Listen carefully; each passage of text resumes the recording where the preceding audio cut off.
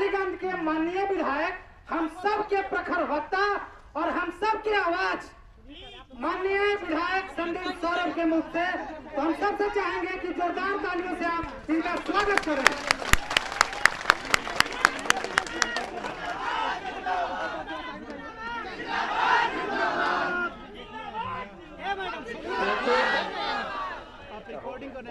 थोड़ा साइड हो जाइए। जितने अभ्यर्थी इस आंदोलन में हैं और जिनकी मांग है कि 7वें चरण की बहाली, जिसको विगत 3 सालों से सरकार लटका रही है, उसको तत्काल इसी सप्ताह में सरकार जारी करे।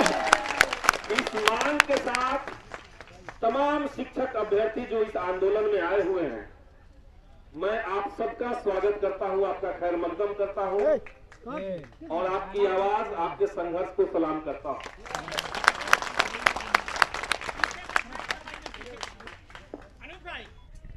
जिनके बच्चों के पास एकमात्र विकल्प सरकारी स्कूल बचा हुआ है, वहां शिक्षा व्यवस्था कैसे दुरुस्त होगी।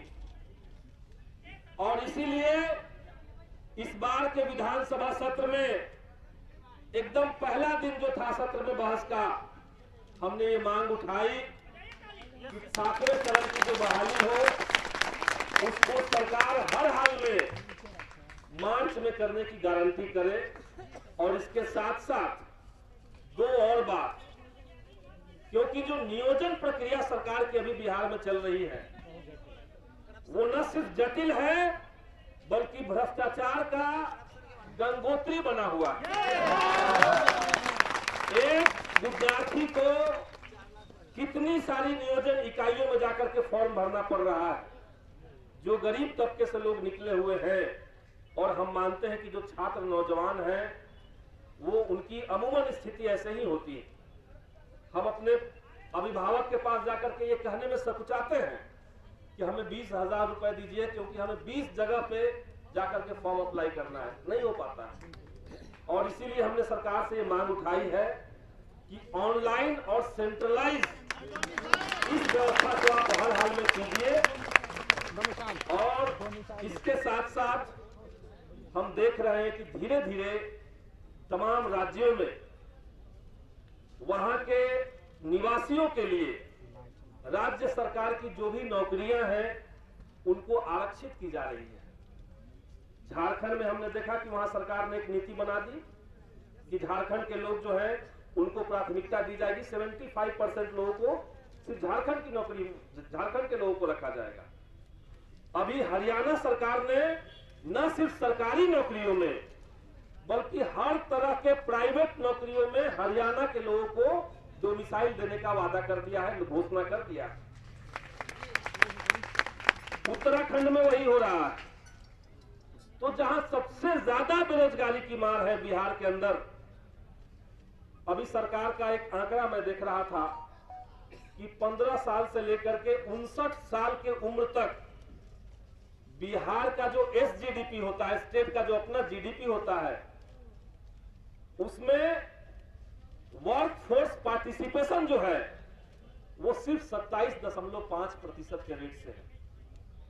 100 लोग में सिर्फ 27.5 लोग ही ऐसे हैं जिनका बिहार के विकास में कोई रोल हो रहा है।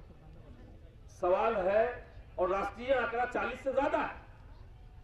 तो इतने पिछड़े हुए इलाके में जहां रोजगार का कोई साधन नहीं है, हमने इस सवाल को अलग से विधानसभा के अंदर लिख करके दिया था।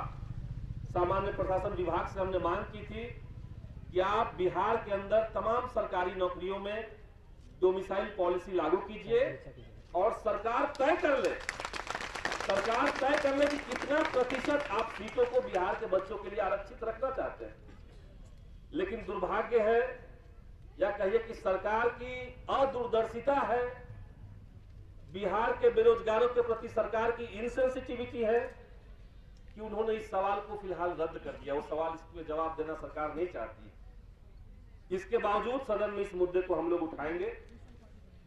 और कई सारे अभ्यर्थियों की मांग है, क्योंकि 6ठे चरण का जो तजुर्बा है उसमें जो सीटें खाली रह गई है और उसमें भी जो महिलाओं के लिए आरक्षित सीटें खाली रह जा रही है, सरकार से हम चाहते हैं कि सरकार इस पर विचार करे, क्योंकि कई विभागों में ये हो रहा है कि महिला आरक्षण तो बहुत बढ़िया है, जो महिलाएं अब तक घर के अंदर सीमित थी उनको आरक्षण दे करके, उनको प्रमोट करके मुख्य धारा में लाने का जो सरकार की पहलकदमी उसका हम स्वागत करते हैं।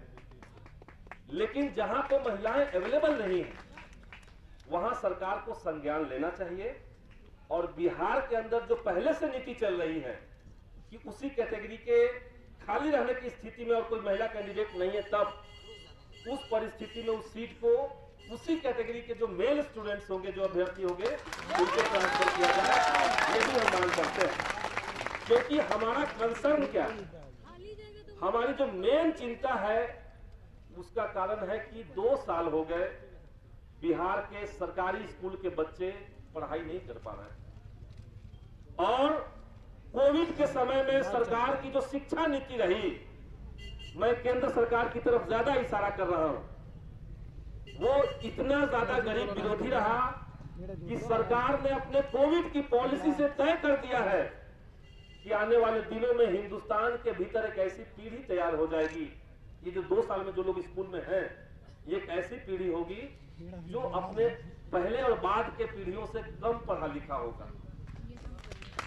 और इसीलिए हम ये चाहते हैं कि जब कोविड का संकट थोड़ा कम हुआ, स्कूल जब खुलने लगे हैं, तो स्कूल में जब बच्चे जाएं तो जो टीचर की कुर्सी है वो खाली न रहे, हर हाल में उसको तुरंत भरा जाए। और इसलिए आपके मांग के अनुसार है 10 तारीख को, 10 मार्च को विधानसभा के अंदर शिक्षा का बजट आना है, और उस दिन सदन में शिक्षा के ऊपर अपनी पार्टी भाकपा माले की तरफ से मुझे जिम्मेदारी मिली है कि मैं बात रखूं। स्कूली शिक्षा से लेकर के हायर एजुकेशन तक, कॉलेज और यूनिवर्सिटी तक जो एजुकेशन की स्थिति बिहार के अंदर है, जो हमले केंद्र सरकार की नीतियां और बिहार सरकार की नीतियां शिक्षा के ऊपर कर रही है, उसके बारे में विस्तार से हम उस दिन बात भी रखेंगे और आप लोग के मुद्दे को दोबारा से हम उठाएंगे। आप तमाम साथियों का बहुत बहुत धन्यवाद। आपका संघर्ष इसी तरीके से चलता रहे, हम आपके साथ हैं। इनकलाब जिंदाबाद।